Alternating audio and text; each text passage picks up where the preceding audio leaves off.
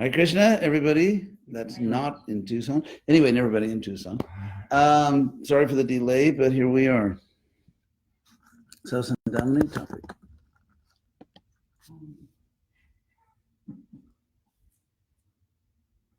Separation. Friendship in Krishna consciousness. Friendship in Krishna consciousness. Actually, I could go with that. But you have to pay to choose the tone. Okay, so friendship in Krishna consciousness, that's going to be our topic tonight. And at the end of the lecture, if I'm successful, a big fight will break out. And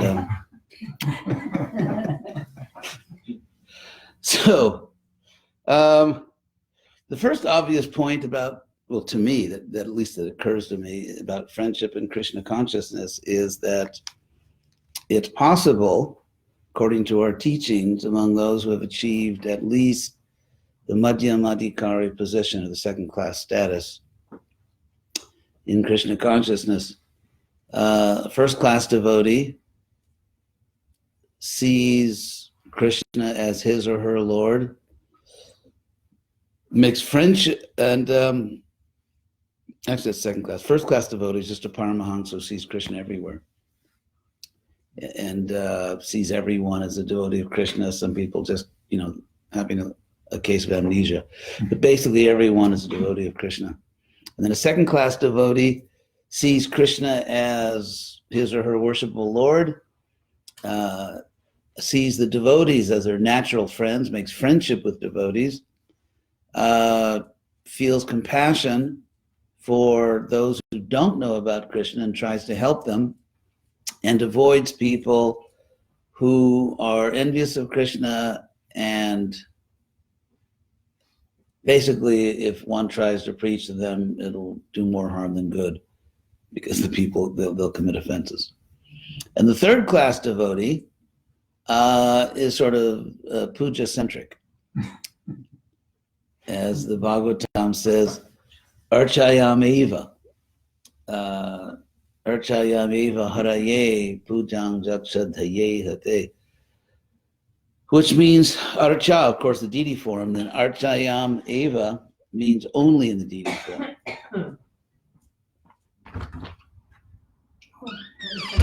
Sorry. The microwave? No. Too early in the year for Santa Claus, right? So Archayam eva means only in the deity form, and haraye, unto Hari, pujang jaks, one who shraddhayehate, with faith, shraddhayehate, undertakes puja, performs puja to the Lord, haraye, but only in the deity form. Natad bhakteshu, and not such a devotee does not worship the Lord in the hearts of the devotees. And cha anyeshu, nor in other living beings. So the Bhagavatam concludes somewhat bluntly, sabhakta, that devotee, prakrita smrita, is understood to be on the material platform. That is not a liberated devotee. It's not someone on the spiritual platform.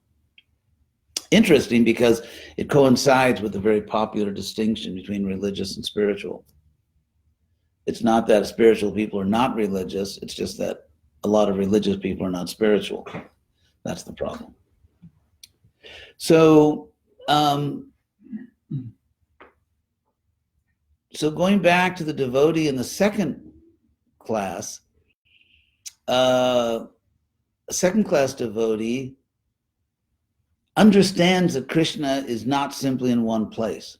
Krishna certainly is in the temple room, but as I've explained many times, the whole point of worshiping Krishna in the mandir, in the temple, it's practice, it's sadhana bhakti, so that when you walk out the door, you see Krishna everywhere else.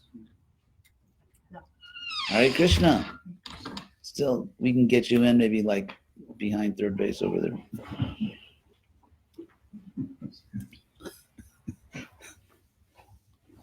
So that's what we're doing in the temple. It's not, in other words, worshiping in the temple is not a complete process.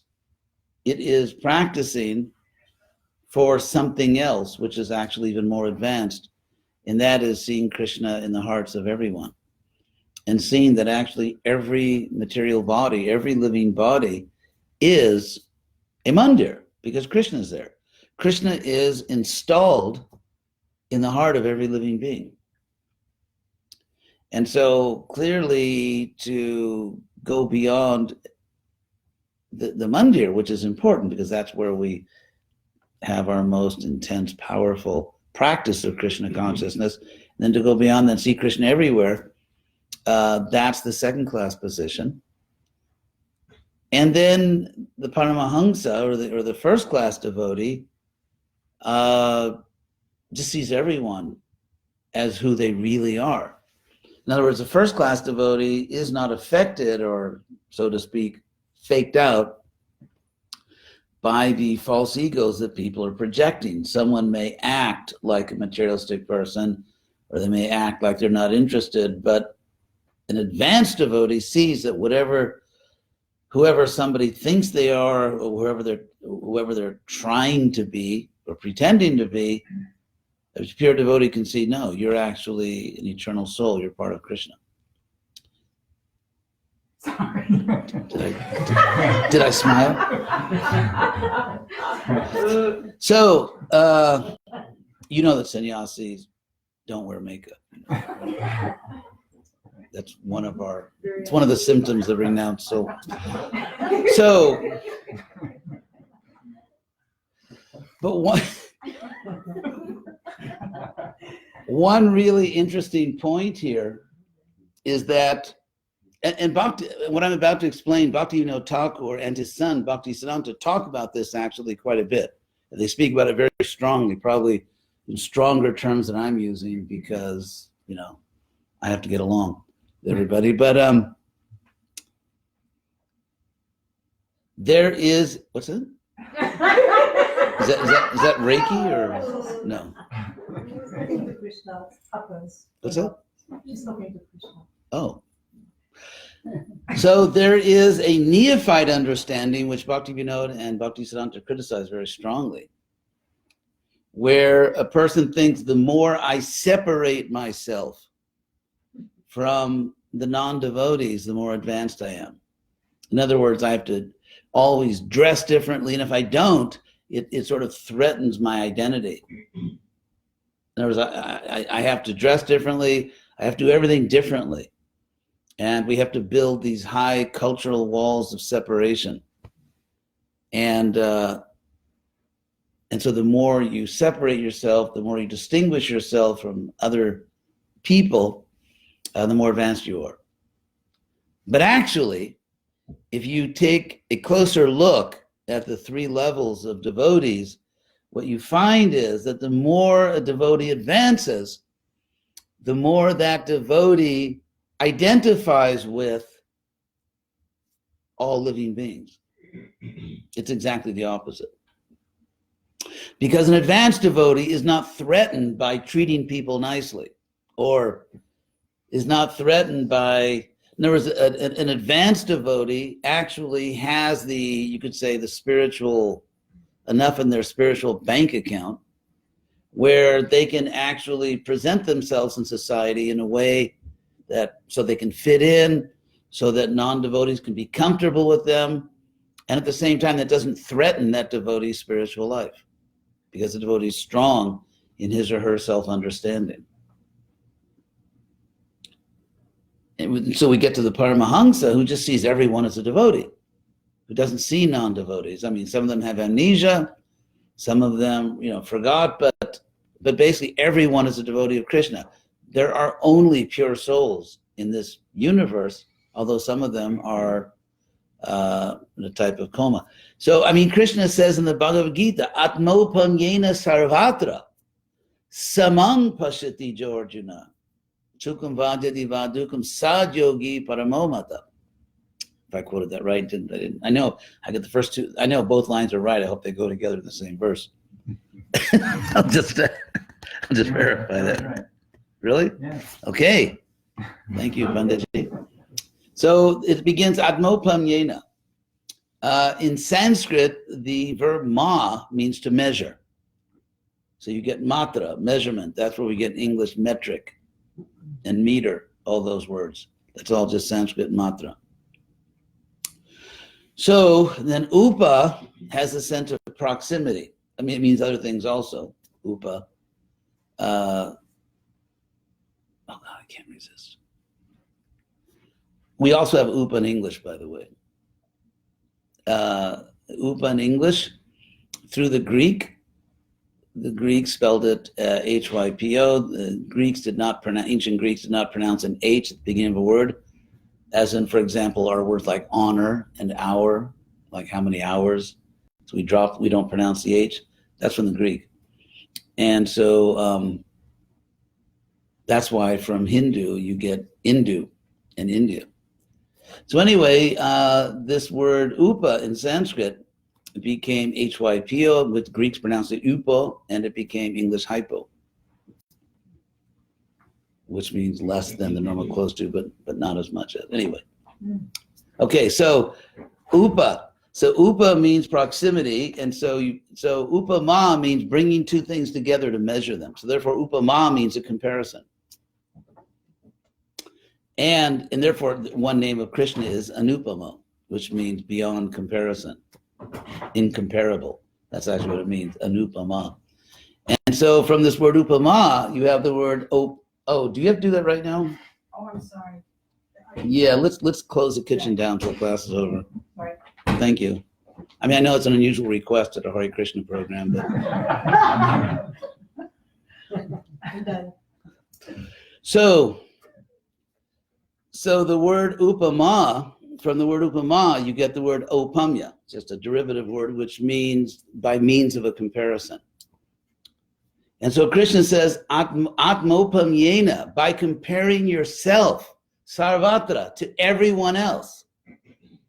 That's literally what it means. By comparing yourself, your soul, by comparing your soul, atmopamyena, to every other living being, sarvatra, everywhere, samang pashyati Jordan, one who sees equality. You compare yourself to every other living being and you find that we're all equal. So Krishna is actually describing here universal empathy. Universal empathy. Atmopamyena sarvatra samang, which we also have in English, by the way. Do you know what it is? Same. Same, yeah, the word same. And also if you change the S to H again, you get the prefix homo, like homogeneous. But anyway, so one who sees equally everywhere. You see every living being as equal to you by comparing that soul to your soul. Atmopamyena sarvatra samang pasyod sukham vajati va dukkha, whether that person's in a happy or miserable condition. Sadyogi paramo mata. Krishna says that yogi, or that spiritual practitioner is what it actually means here. That spiritual practitioner is considered to be the highest, the most advanced. So again, the idea that the more strict you are, the more advanced you are in Krishna consciousness, the more you raise these high walls of cultural separation by making yourself very different from the public you're trying to reach. Nope. Actually, the highest spiritual practitioner is the one who sees the quality of all living beings. But by the way, I've mentioned this many times, many lectures, that that's one way you can judge how a spiritual community or society is doing. Because we are souls and bodies at the present time. And so because we have these bodies, we definitely have a human life. I mean, we can't pretend that we don't have human emotions and human needs and all that. At the same time, we know that we're souls. And so on the external platform, there are hierarchies. For example, guru and disciple, teacher and student, parents and children. There are administrative hierarchies. And these hierarchies are natural and they're necessary in order for society to function. However, the higher reality, that's something that has to be done because Krishna himself teaches hierarchy. In the Bhagavad Gita, for example, he teaches Chaturvarnya Masishtam. I've created a system of 4 varnas, which are hierarchical. Krishna talks about students surrendering to teachers and serving them. Krishna talks about children serving parents or being faithful to their parents. He calls himself the supreme parent twice in the Gita, and Arjuna calls him the father. Actually, Krishna says, I'm the father and the mother. So Krishna definitely teaches a necessary hierarchy for embodied souls. At the same time, Krishna also teaches that there is a higher reality, which is that we're all equal. And in Sanskrit, typically in Sanskrit philosophy, including our Vaishnava philosophy, these 2 levels are called Vyavaharika and Paramarthika. Or the word Vyavahara in Sanskrit means just sort of normal intercourse, like you have to go shopping, you have to raise children, you got to do this, you got to do that. So if you're filling out a form to get a credit card and they say birthplace, and you say, I was never born and will never die, I cannot be withered by the wind. I mean, you won't get the credit card, or you won't get the job, or whatever else you're applying for. So I have some great news here for you. In ancient Vedic culture, they actually had common sense, which you wouldn't guess seeing some people today. But anyway, so they had common sense, and so that's called Vyavahara. The word Vyavahara is sort of ordinary social intercourse, Vyavaharika, artha, that what you have to do just to get along in the world. And there's Paramartha, the highest meaning. So if you're giving, let's say you're giving a Bhagavad Gita class, and you say, who am I? I am the person who was born at this time and place. I am the child of these parents. That's who I ultimately am. No. Then you do have to talk about yourself as a soul. So these 2 levels are there. We have to function in the world, but we have to also pursue self-realization. So on the level of Vyavaharika, there's hierarchy because it's necessary, and otherwise there'll be chaos. However, we can judge how spiritual a community or society really is by seeing to what extent this ultimate loving equality shines through. That yes, we have hierarchies because otherwise there's anarchy. But at the same time, the people who actually tend to be in the higher levels of the hierarchy, whether it's a temple president, a sannyasi, or a guru, or head bottle washer, whatever it is, although they execute their duties and they accept their responsibilities, but in their heart, they don't really think they're better than the other people. And if someone occupies a high position and actually believes that I'm better than these other people, then that person is really not so qualified. And that becomes a problem. If you have a spiritual society or a so-called religious society where people who achieve high positions really feel that they're higher than other people, that's a problem. In fact, as I've said many times, that really, in a sense, the first qualification to be, for example, a guru or some leader in a spiritual society is that you don't think you're better. For example, if you're a mother or father and you have children, you don't think I'm better than my children. I mean, obviously, you're an adult and your child's a child. But ultimately, in the eyes of a loving parent, the children are actually more important. And so in the same way, if someone's actually a bona fide spiritual leader, they certainly don't think I'm better, I'm more, but rather they think that, yes, I have to do my duties, I have to give certain guidance, but actually I don't see myself as a soul as better than this other soul, because Krishna says that's not the way you do it. Krishna also says, Samak sarveshu bhuteshu mad bhakting labate parang. A person achieves the highest devotion, a person achieves the highest bhakti only if they see all living beings equally. If one is equal, actually, samak here refers to the person. Samak sarveshu bhuteshu.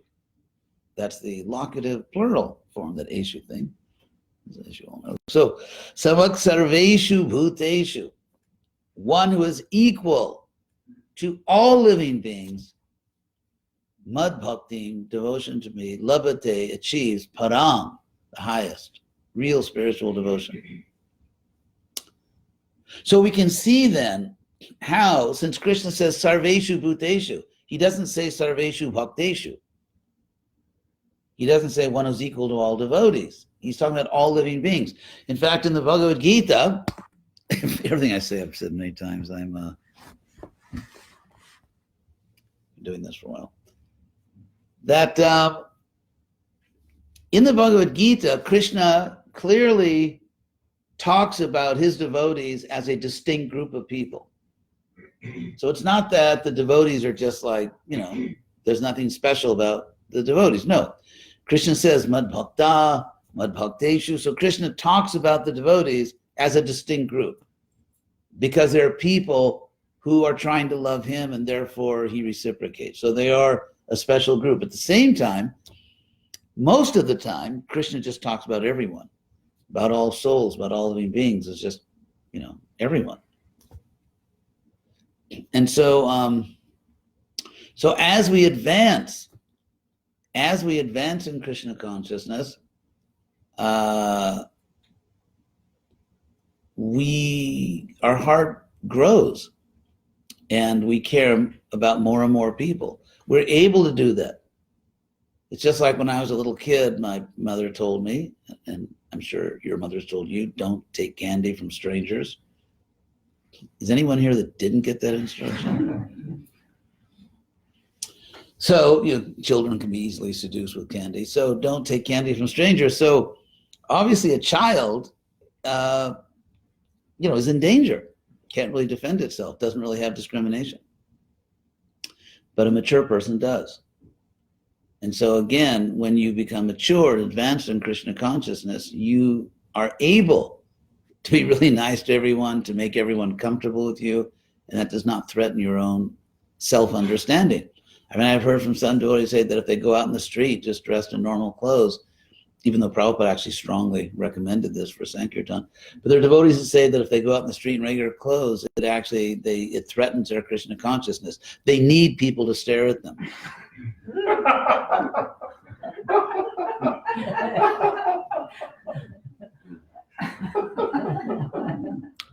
So whatever's going to float your Vedic boat, it's just. So who am I to, rip someone's dhoti off? But still, I think the point is that a more Krishna conscious person doesn't rely upon external, can I say crutches, or doesn't rely upon external things to remember who I am and what I'm doing and what's important in life. So another point which I've been making lately, it's amazing at my age, I still remember what I was saying a few weeks ago. I hope you're all duly impressed. That people may accept a philosophy of life, but you don't join philosophy. You join a community. And so as we know, there are many people in the world who read Prabhupada's books or other related books and who have some faith, but who don't necessarily join Krishna conscious communities. And I've even heard some devotees say in the last few years that, we don't care about people joining. And actually we do. And we have very good reason to care. I mean, not care in the way we used to. We used to tell them the hard, cold truth that if you don't live in a Hare Krishna temple, you basically are an atheist. Sometimes you remember those glorious days of maturity. So anyway, so when I say join, I don't mean move into your local ashram, although that's an option that some people like. But well, first of all, obviously we should be nice to everyone, and we shouldn't be nice to people if they surrender. or something like that. That's not the point. You know, we're nice to everyone. We do want to make friends because there's a huge value, both strategically and also just spiritually, in making friendship with people in general, and in cultivating a very positive image in society, an image of the devotees. And of course, Andamani and her crack team for many years have really done this in an extraordinary way. But as far as, and people do join here also, but as far as getting people to join, what sociology tells us, you know, they say if everything else fails, read the instructions. So what social science tells us is that for a movement to really grow, you actually have to build your core. You have to build the core. And the reason I care about building the Hare Krishna movement, the reason I care about this is because Prabhupada taught me to care about it. And because because Prabhupada wanted to save this planet. Now, if someone is not really that enthusiastic to save the planet, then it is more on the Yad platform. Yad means whatever. Original Vedic Valley Girls. Yad. I'll tell you that joke later. So, but if Prabhupada really infused that in me. When I spent time with Prabhupada, and somehow or other, miraculously, I mean, Prabhupada somehow trusted my intelligence, and so many times he would tell me things. I went to be a secretary in 1976 in Mayapur, and for a month, and for the festival, and he actually never asked me to do any secretarial work. He just would call me. He just wanted to talk to me about certain things. And so in the time that I spent with Prabhupada here and there, it's not really about cucumbers. What I mean by that provocative, esoteric statement, is that apparently in Bengali, the word for diamond and the word for cucumber sort of sound alike, or they're similar words. So there's a saying that if you sell a cucumber, there'll be lots of customers, because especially for those of us who used to go to India back in the old days, I mean, vegetables were just, I mean, you could buy a basket of vegetables literally for pennies.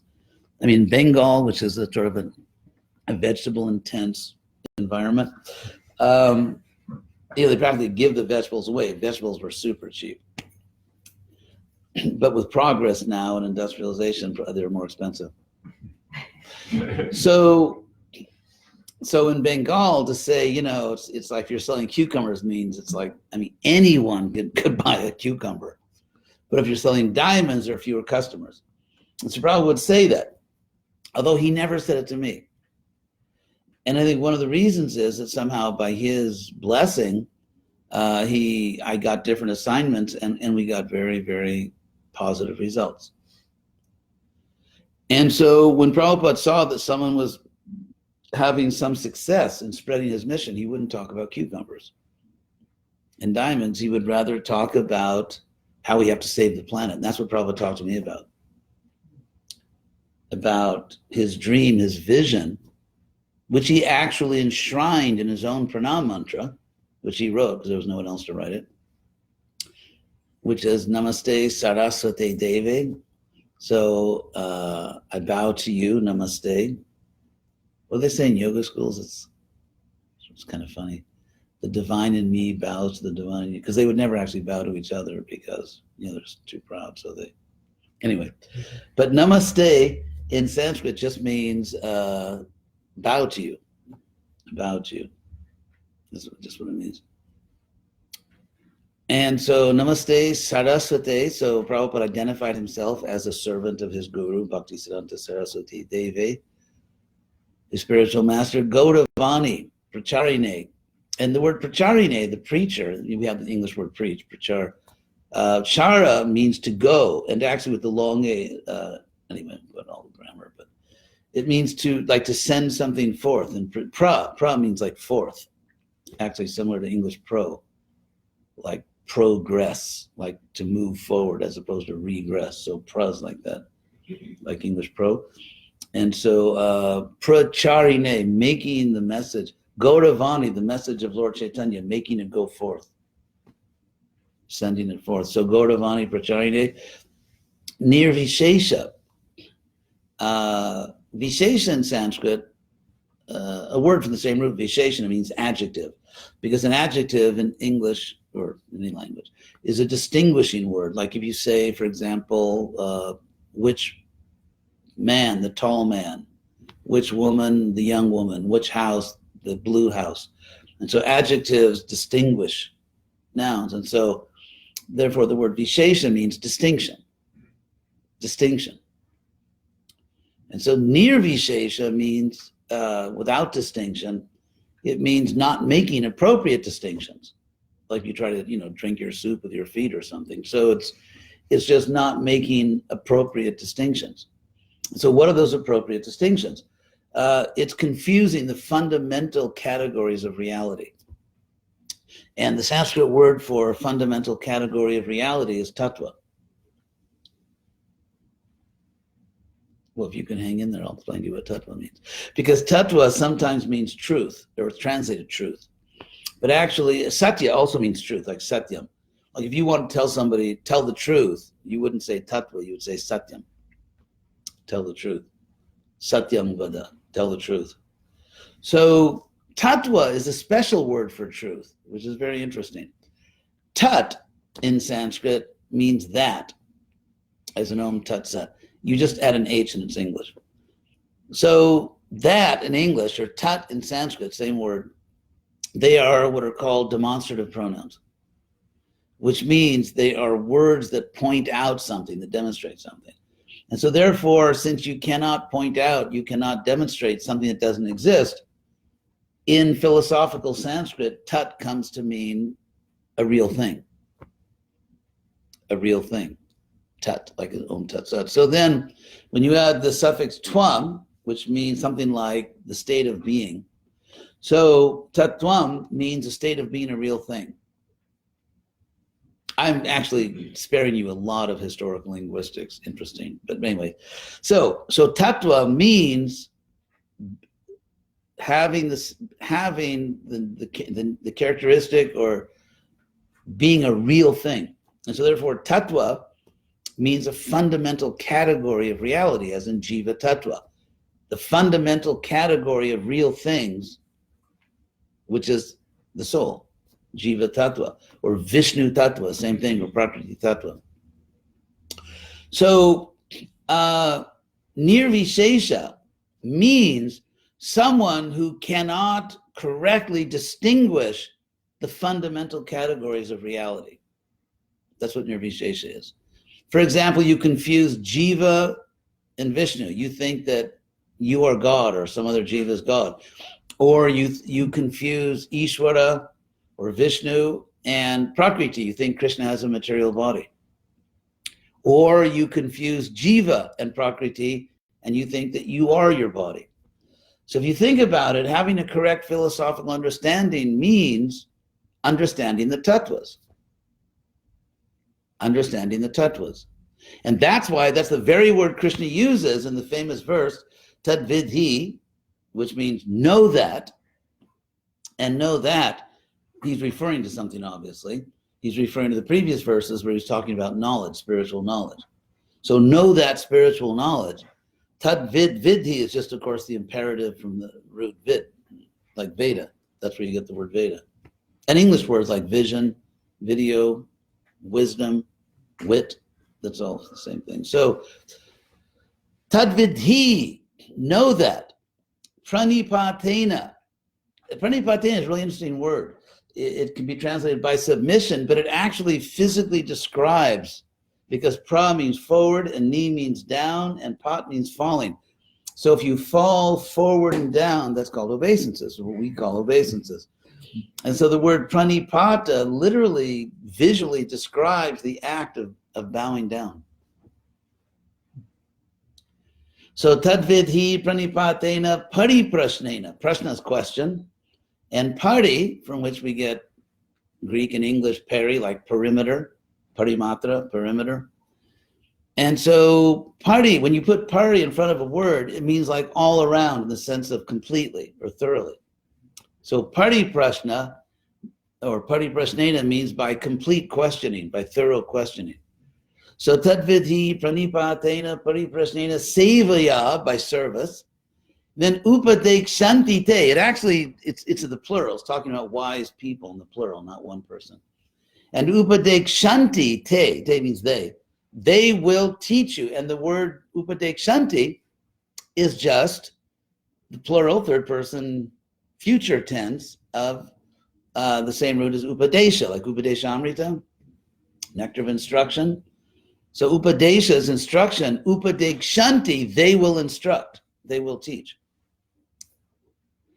Upadekshanti te jnanam, jnaninas. And so Krishna, he puts these two words together in a very interesting way. I mean, the syntax, the word order is very important also. It's if you know Sanskrit, then the order, because in Sanskrit you have much more freedom than in English to change the word order, because it's an inflected language. Another time we'll talk about that. But anyway, you have a lot of freedom in Sanskrit to change the word order, and it's still obvious what it means. And so Krishna says, they will teach you knowledge because knowledge they have. He puts these two words, jnanam, jnaninas. So he's emphasizing those who have knowledge, knowledge will teach. Those who have knowledge, knowledge will teach. Upadekshanti te jnanam jnaninas. And what does it mean to say that they have knowledge? And here we get back to tattva, because they are tattva darshinaha. They have, we translate seers of the truth, but it really technically means seers of tattva. What Krishna actually says is, it means seers of truth, but he's explicitly saying knowledge, those who have knowledge, they will teach you because they have seen tattva. And what that means is that a bona fide guru is someone who has seen and understands the difference between the jiva, Vishnu, and nature. If you see clearly these fundamental distinctions, these basic categories of reality, then you are tattvadarshi. So going back to Prabhupada's pranam mantra, nirvishesha means those who cannot make these distinctions. People who cannot distinguish between the fundamental categories of real things. And then shunyavadi, vada means speech in Sanskrit, and vadi means someone who's advocating something. Someone who's, speaking something, advocating something. So those who are teaching shunya or voidism. By the way, the Buddhists did not mean by shunyavad that nothing exists in the world. The Buddha specifically rejected that idea. So if we're going around telling people, and the Buddhists think that, everything is void, actually, no, that's not what they were teaching. What they meant by shunyavad is that something like what Krishna teaches in the Gita. So Buddhism is kind of good as far as it goes. It just doesn't go very far. What they mean is, Krishna in the Gita, Krishna in chapter 8 describes it as adibhuta ksharo bhava, that the governing principle of nature is that everything's always changing, perishing. And so the Buddhists mean that if you look at this world, and of course they don't know about the soul, but if you look at this world, at any object, your own body, or a house, or anything, a mountain, you cannot identify a fixed permanent object because everything is always in change, in flux. And I always quote Heraclitus, about 2,500 years ago, at the same time as Buddha, who was teaching this. Heraclitus, an ancient Greek philosopher, said, you cannot step in the same river twice. You cannot step in the same river twice. And then my version of it is you can't breathe in the same body twice. Because your body, we may be sitting here peacefully, but it's like inside your body is like this huge industrial city with all kinds of things going on, digital things, industrial things. There are millions of actions and reactions going on inside your body. It's, as I've said many times with the revolution in the last several decades of microbiology, they're discovering that your body is actually much more complicated, sophisticated, technical than they ever dreamed. It's like exponentially more technologically advanced than they ever imagined before, which makes it increasingly ridiculous and absurd to say that it just happened by itself, which more and more people are starting to say. So, so if you point to your body, which body? I mean, every 2 weeks, your skin changes. I used to give this example, some romantic guy wants to, I touched her hand, Remember, what was one of the Beatles' first big hits? I want to hold your hand. But which hand? Because every 2 weeks, it's a new hand, which is not so romantic, but... So that's what the Buddhists mean by void, that the universe is devoid of a fixed object that is just always itself, because everything is always in change, which Krishna already explained. By the way, the second sermon of the Buddha, like we're still in the grand opening in the Deer Park in Benares, the grand opening of Buddhism, and free prizes for the kids. Anyway, so the second sermon has historically always been called the Sermon on the Non-Existence of the Soul or the Self. And the most striking feature of this short sermon is Buddha never says there's not a soul. I used to read it. It's only like a paragraph or 2 little paragraphs, and I used to read it in the courses I was giving at the University of Florida. And he doesn't say that. He uses the via negativa, which means that you take away everything that's not the truth, and what's left is the truth. So is the body the eternal soul? Nope. Is the material mind the eternal soul? Nope. And so you eliminate, and in the end, he never says there is no eternal soul. So anyway, and today, what's the figure in the book I use in my course? I think 85%, at least 10 years ago, 85% of living Buddhists are actually Mahayana Buddhists, not Theravada, what do they call it? Hinayana, which is sort of a derogatory term. And in Mahayana Buddhism, it's just old-fashioned religion. You go to heaven, you go to paradise, you have a personal savior, you chant the holy names. It's just Buddhism became a world religion, not with this silly one-hand clapping stuff. That's not what made Buddhism a world religion. In fact, it would never have become a world religion. Buddhism became a world religion by being a normal religion.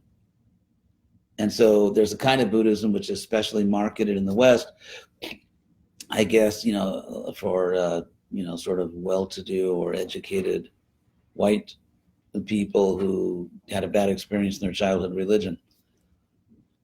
But in fact, Buddhism, but still, shunyavadi, but there are people that teach that there is no truth, because they irrationally extend this principle of constant change and say, just as there's no fixed real object, physical real object in the world, so there's no fixed soul, which is, again, is not really Buddhism. That's not the Buddhism that became a world religion.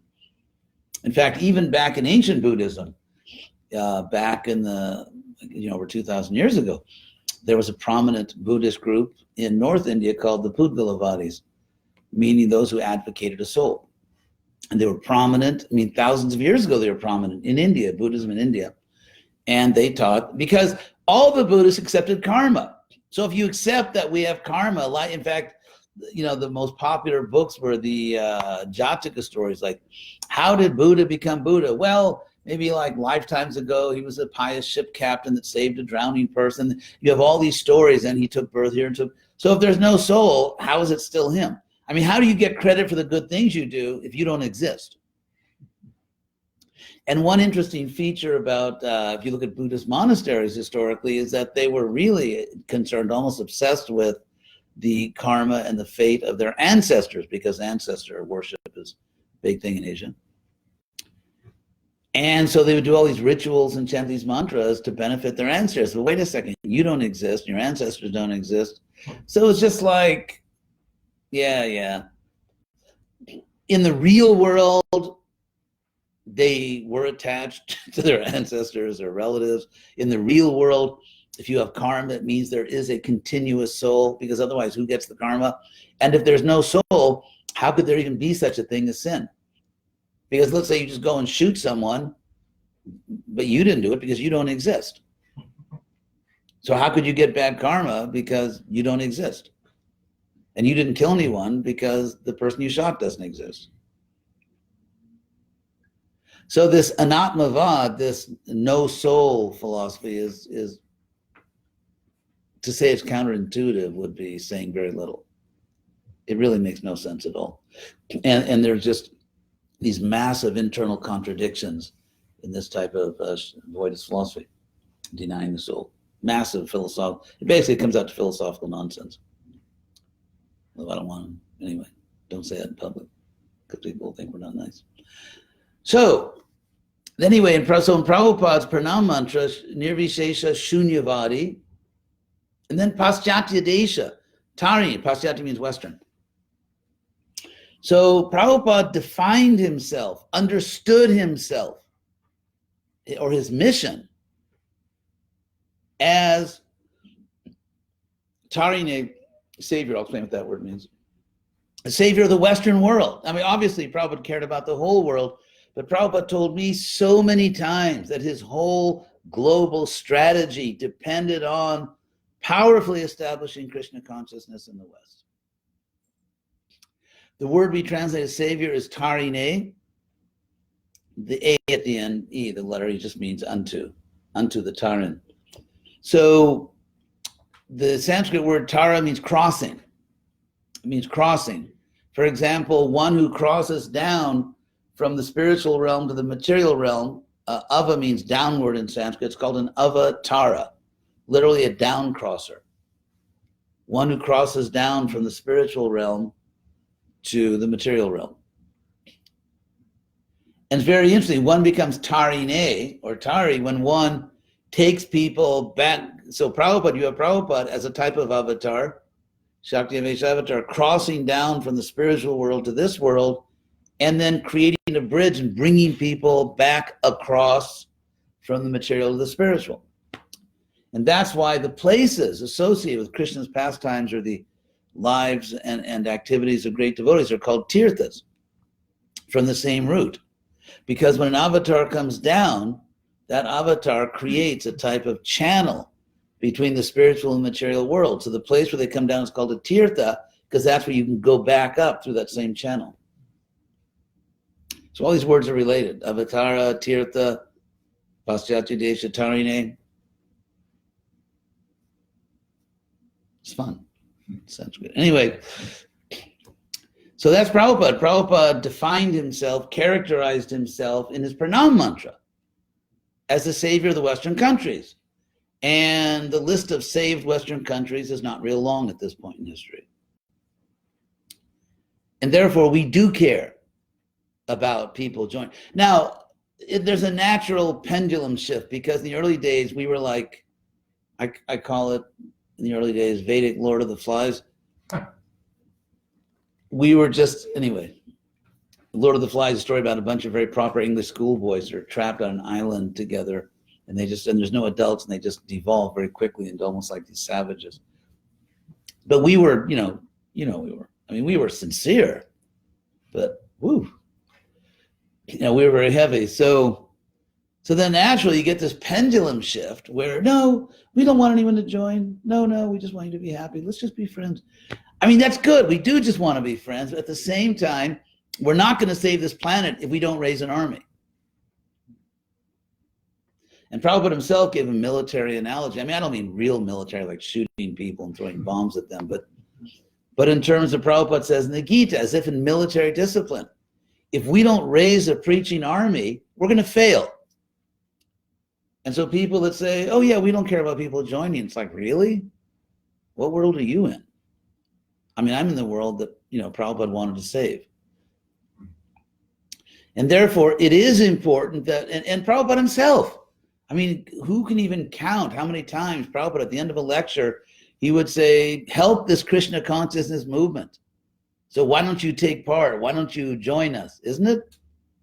That was like a typical way he would end his lectures. join this movement, help this movement, work with this movement. Prabhupada was looking for people who were serious, who actually wanted to do something. For example, let's say you're in some college and you go to a meeting of an animal rights club.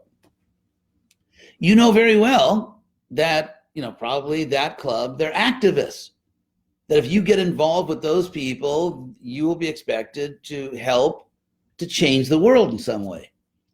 The same thing for Political Action Club. If you join, let's say, the Young Democrats or the Young Republicans on campus, you understand that you're joining something or you're hanging out with people who are activists, who want to change the world according to certain ideals they hold.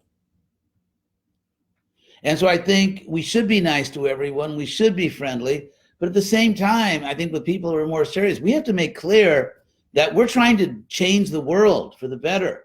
We're trying to save this planet, and we need a lot of help. Of course, people are not interested. We shouldn't, bully them or, browbeat them. But I'm saying people who are interested and sympathetic, we should make very clear, as Prabhupada did, we're trying to do something. We're actually trying to do something. We're trying to save a planet. It can't all depend on Tom Cruise and Bruce Willis, save the planet. They're getting old and, they can't save it anymore. So, in that sense, but so who can help say, so we have to get back to your friendship topic, which I didn't forget, that you have to be a nice guy. Or using guy in the unisex way can be used nowadays. I mean, you have to be nice. You have to actually like people. You can't just be really committed to our philosophy. Like, I'm really committed to saving jivas. I love all jivas. I just can't stand the people out there.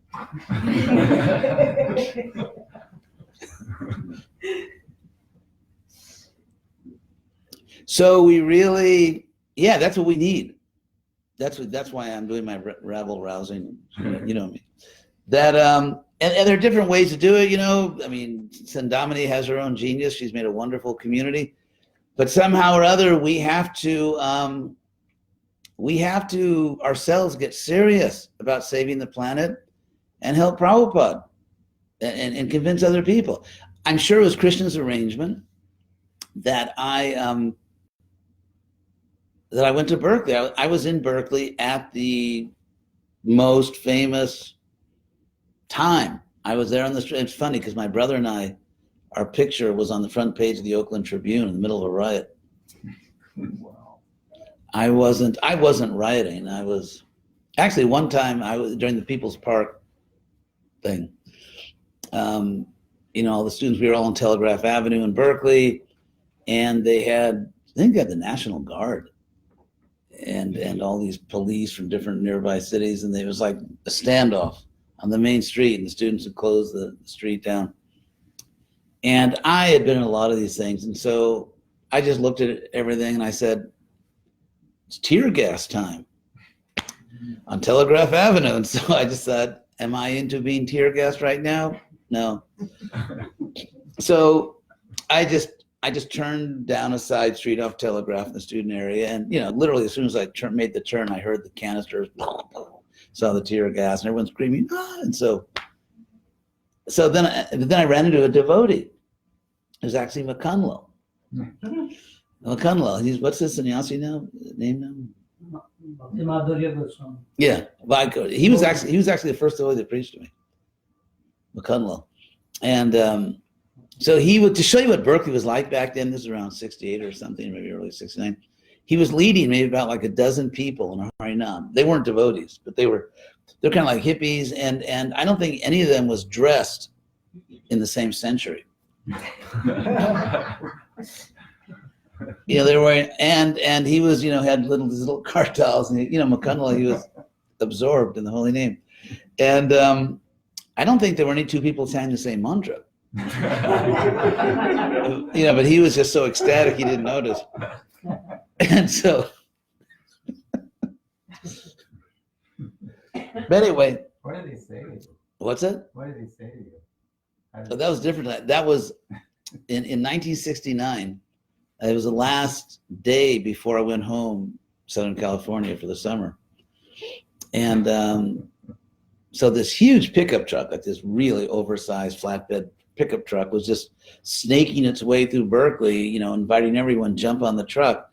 And it was driving people up to this free rock and roll end of semester concert in the Tilden Meadows. This really very, very beautiful meadow up on top of the Berkeley Hills. And so I went up there, and so they gave permission to the Joys. There's McCunlow and another Brahmachari, who I don't think is with us at this point, but so they gave them permission to chant before the concert started. And they set up these monster speakers. These things were like as big as, you know, I mean, really huge. And they were like, you know, tuning their guitar, you know, making the trees shake and everything. And so then McCunlow and other devotee went on the stage, and they had these little cheap little cartels. They didn't have like Indian, the ones you would buy in like India import stores, you know, little brass things that, yeah, not very musical. And so, and they were just, and they weren't really singing in key, and I mean, they were not about to win a Grammy Award. And they were singing Hare Krishna, and meanwhile, all these, and I thought, these people are really sincere. That was what I thought, because there's all these speakers, these professional musicians warming up and tuning, and they're just like, Hare Krishna, with their robes. And so then after he chanted, it's because in those days, no one knew what Hare Krishna was. No one had ever seen a Sankirtan party practically in Berkeley, and much less book distribution. And, you know, it was kind of in, Oriental was in, Indian mysticism was in. And so he was just sort of wandering through the meadow and trailed by all these people. He was kind of like this, you know, like this mystic figure wandering through the meadow. And so I went up to him in my different state of consciousness, and I said, "Isn't everything beautiful?"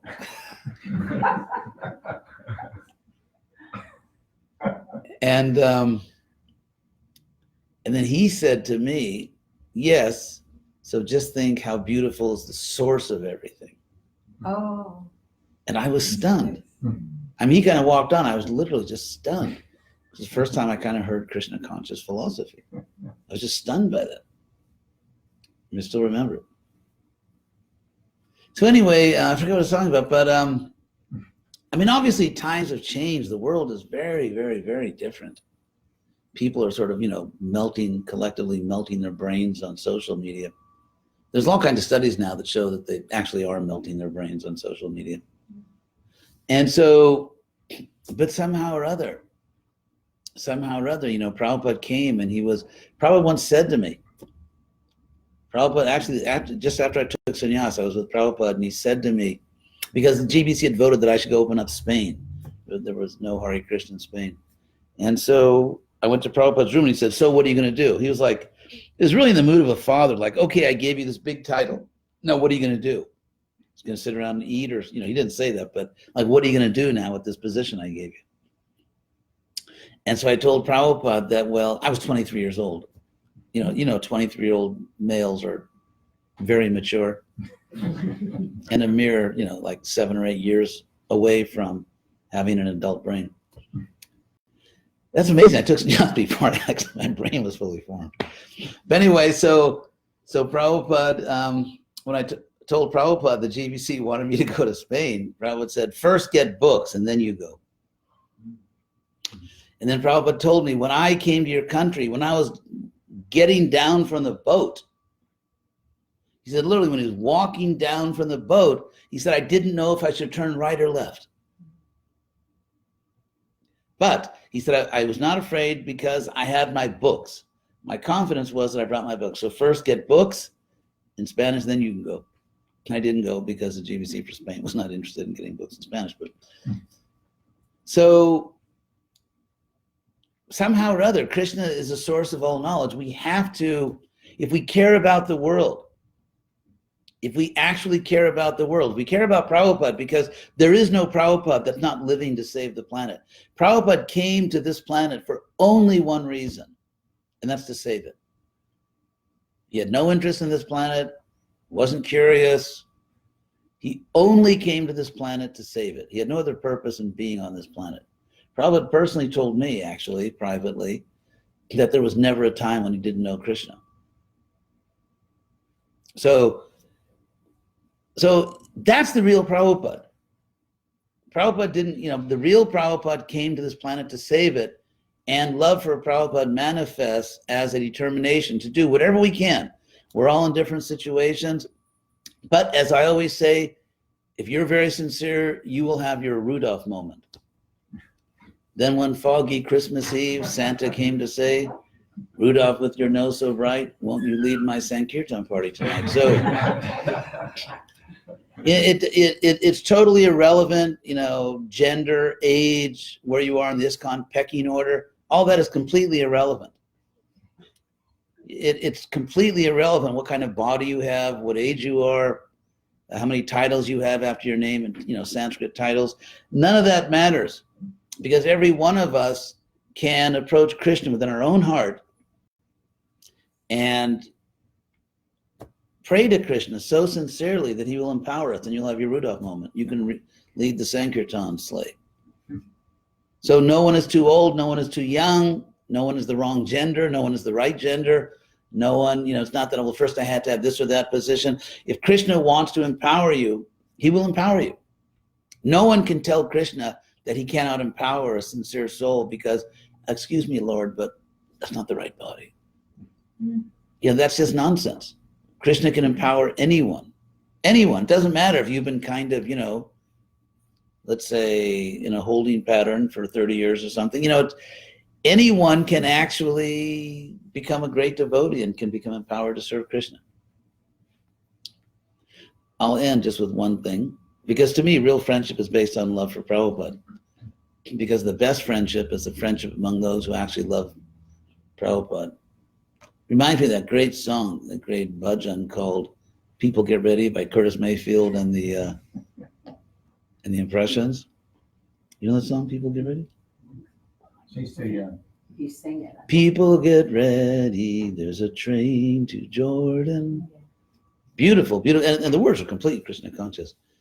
There's always room for those who love the most. And so I remember, I'll end with this, that when I was walking with Prabhupada in Rancho Park, I had this amazing experience, which I've talked about many times, that how Krishna was spiritualizing my past, because Karandar, who used to be the leader in LA, you remember Karandar? Yeah. He was BBT trustee and president of New Dwarka, and it was a really big temple. And so he, on the side, he had a householder business because he was married, had a kid. And so his business was that he would buy late model Rolls Royces, he would fix them up and then resell them. So whenever Prabhupada came to LA, he had like a super silver cloud or something like that. And so I would drive, and I somehow or other, I always drove in the car with Prabhupada on his walk. And so we would drive to Rancho Park. Prabhupada one day would go to Rancho Park, one day to Venice Beach. But when he went to Rancho Park, that was my neighborhood park. I mean, that's where I swam. That's where I played Little League Baseball. That's where I, played tennis with my friends. That was the neighborhood park, Rancho Park.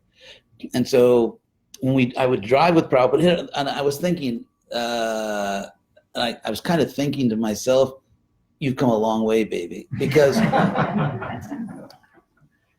there I was in this Rolls Royce sitting next to Prabhupada in the back, being chauffeured in a Rolls Royce and driving by these really beautiful houses. It's a very beautiful neighborhood where I'd gone to parties, and danced and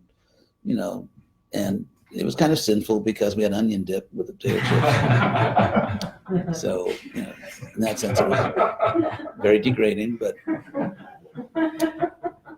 anyway, so we would drive by all these houses where my friends lived, and I went to parties, and then we'd drive to the park, and I'd walk with Prabhupada over the Little League Baseball diamonds where I played. And we stopped at one point. There's one little hill. And I'll show you wherever in LA. And Prabhupada, when Prabhupada was walking, he would be preaching or talking. When he really got into a point, really wanted to make a point, he would stop and put his cane down. And then he would, really, really get into it. And so he stopped at one point, at this particular point in the park. And he was quoting from Bhagavad Gita, those famous, that famous verse from chapter 11, where Krishna tells Arjuna, Maya vaite, which means Maya eva, by me alone, ete, all these soldiers, nihata, have been slain, purvam eva, already. Purvam eva is very emphatic because purvam, which is, we have from that Sanskrit purva, we have English words like previous. So, but purvam eva means like actually before, like it's already happened. It's emphatic. Purvam eva, it's already happened.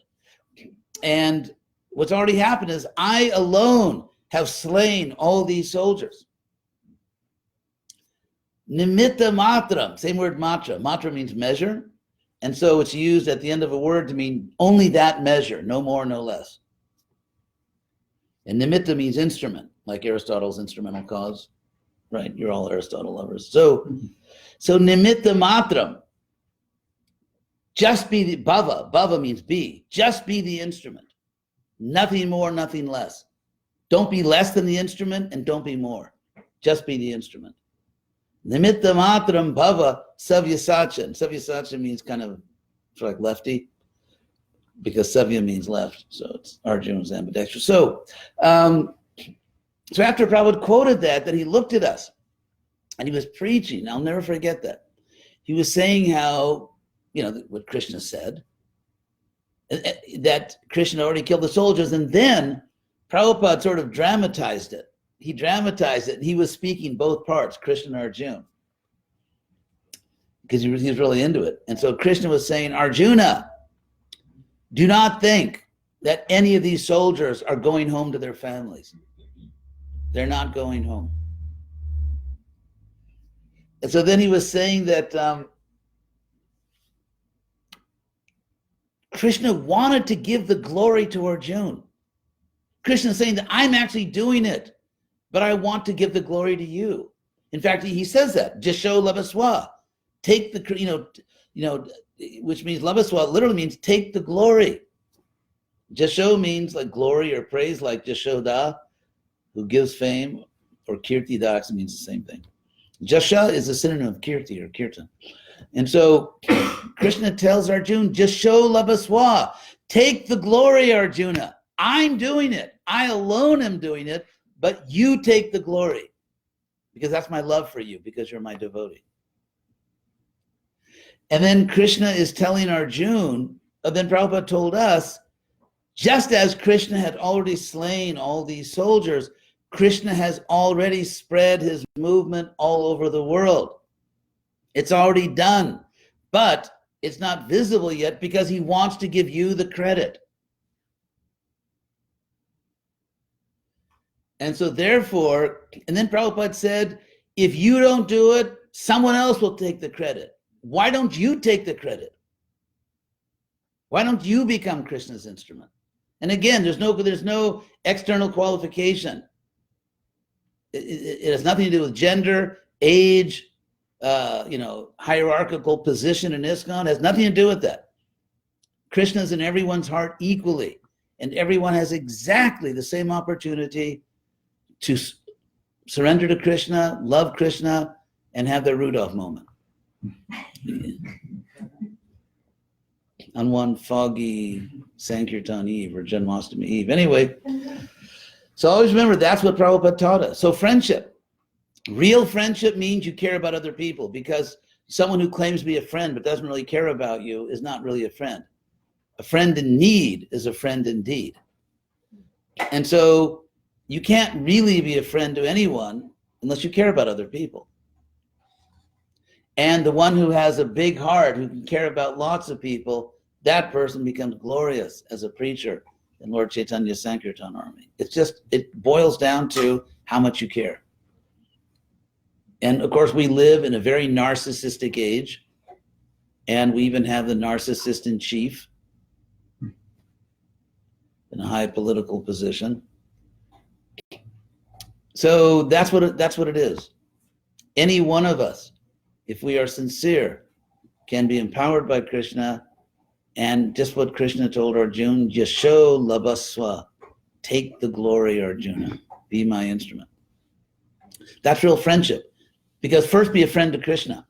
Be a friend to Prabhupada. If you're actually a friend to Prabhupada and Krishna, then you can be a friend to other people. And so the more you care, the more Krishna will empower you. So thank you very much.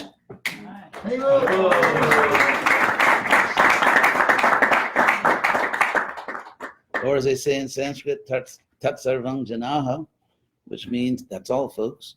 It actually does mean that in Sanskrit. So any questions? If you have a question, could you please come here and ask it on the air? So otherwise, anyone have a question? We're wondering what's for dessert. I know. Another hour lecture. Yes. Qu'est-ce que tu peux arriver ici? Oui, oui. Yeah, because the devotees are all very interesting. So I actually want people around the world to meet the devotees. We are in Tucson, Arizona. Did Jojo ever actually join? Okay, I hope I have it formulated clear enough. You were talking about the importance of the devotees wanting to give Krishna when we have a chance to talk to intelligent people, and I'm always wondering, how do we feel the limit? How much can we push Krishna on people who are intelligent but might have their own belief system? And, yes. and I think of a verse that, of course, I don't remember, in the Bhagavatam, that says that it's actually an offense to preach to people who have already a belief, like right. That's a thinking very of a good point. Jewish person I know at the university. That's a very good point. Okay, very good point. I understand. So, yes, we don't want to just be aggressive. We don't want to force ourselves on people. No one likes that. I think the answer is that we have to create situations in which people can come forward. For example, I really like sitting at book tables. I think it's great. You sit at a book table, respectable people come to you and you talk to them. So we have to hold programs. We have to create situations where people can express an interest, so we're not just harassing them. And then we have to be very clever and intelligent to explain Krishna consciousness in a way that they can understand and appreciate. So I guess we'll stop here, and thank you all on Facebook for listening. Thank you for all the emojis. Unfortunately, I guess we won't really have time to answer the Facebook questions, but thank you all very much. Hare Krishna.